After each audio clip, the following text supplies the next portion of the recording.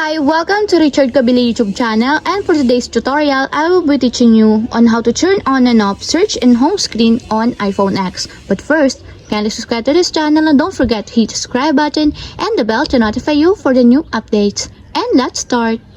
Using your iPhone X for your home screen, first go to Settings. Then in the settings, scroll down and find the home screen, then tap. Then after that, in the home screen, go to search section, then find the show on home screen. And as you will see, there is a switch button located on the side of it. Then all you have to do is just tap it to enable until it becomes green.